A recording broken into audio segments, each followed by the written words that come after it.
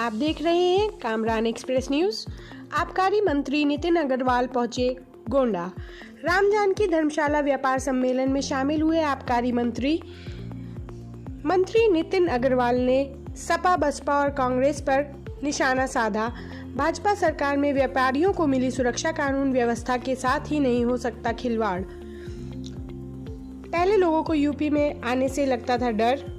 सपा में माफियाओं को राजनीतिक संरक्षण मिला। सपा और बसपा में व्यापारियों को लूटा गया। मंत्री ने G20 दिया बयान। भाजपा के नेतृत्व में बहुत बड़ा इन्वेस्टर समिट हुआ। पीएम ने दिया है $5 ट्रिलियन इकोनॉमी का लक्ष्य। पूरे विश्व में बदली यूपी की छवि। भारत विश्व गुरु बनने की ओर है। भारत पीएम मोदी अब है विश्व के नेता। केंद्र की यूपीए सरकार में हुआ भ्रष्टाचार। गांधी परिवार ने देश को लूटने का किया काम। एनडीए के प्रधानमंत्री पद का चेहरा विपक्ष के पास नहीं।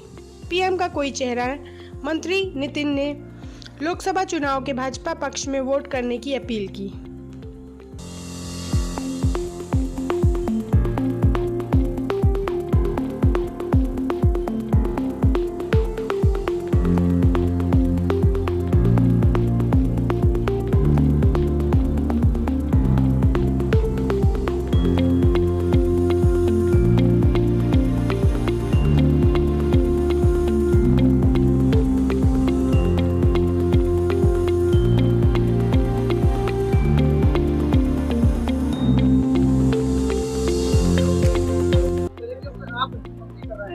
आपने जी नाम दिया है तो क्या है?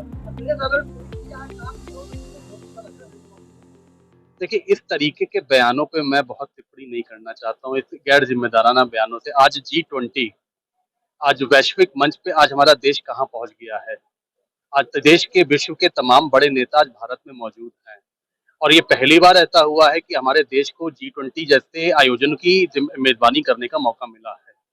मैं मानता हूं कि ये हम सब 140 करोड़ लोगों, देशवासियों के लिए एक बड़े गौरव की विषय है कि आज प्रधानमंत्री जी के नेतृत्व में आज विश्व के नेताओं ने प्रधानमंत्री जी के नेतृत्व को स्वीकारने का काम किया है। बयान किस तरीके से लेते हैं? बहुत ही गैर जिम्मेदाराना और बहुत ही बचकाना बयान जो विपक्ष की तरफ से आया है।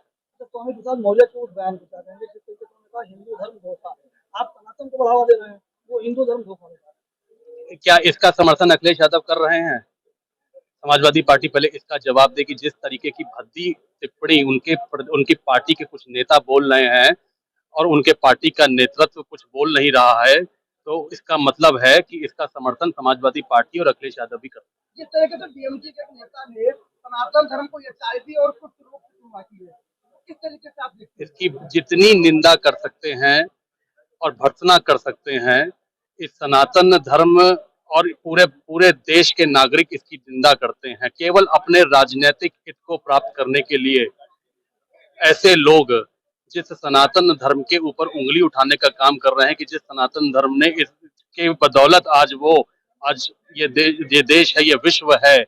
आज ऐसे कुछ राजनीतिक दल अगर प्रश्न चिन्ह लगाते हैं तो ऐसे दलों पे भी देश की जनता एक ना एक दिन प्रश्न चिन्ह लगा देगी। इंडिया गठबंधन बना है, उसमें भी अलग अलग हो रहे हैं विधानसभा। किस तरीके से देखते हैं? वो धोखा है, वो गठबंधन नहीं है। और आपने देखा होगा कि उस गठबंधन में जो दल हैं उनमें अभी से मतभेद हो गए हैं। चाहे वो कलकत्ता हो, चाहे वो बिहार हो, चाहे वो महाराष्ट्र हो, तमाम दल एक दूसरे से जो गठबंधन में है वो अपने हित के लिए एक दूसरे से अभी से ही मतभेद पैदा हो गए हैं। ये एक धोखा है, ये देश के लोगों के सामने एक धोखा है और ऐसे धोखे को इस देश की जनता कभी स्वीकार नहीं करेगी। मंत्री जी G20 में कांग्रेस के नेता नहीं जा रहे हैं, G20 में कांग्रेस के नेता नहीं गए।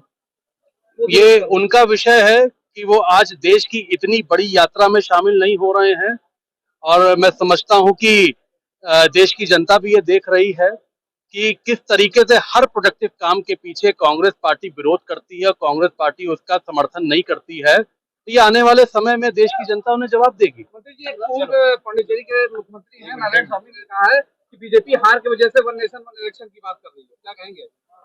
अब देखिए, मैं कौन से नेता किसने ये कहा है, मैं उस पर तो कोई बात नहीं करूंगा, लेकिन हाँ, वन नेशन वन इलेक्शन का समर्थन हम लोग करते हैं और निश्चित तौर पे देश में होना चाहिए कि एक देश में एक चुनाव हो जिससे कम से कम एक तो एक व्यवस्था बनती है जहां हर देश में हर साल चुनाव होते हैं, संसाधन भी उसमें लगते हैं।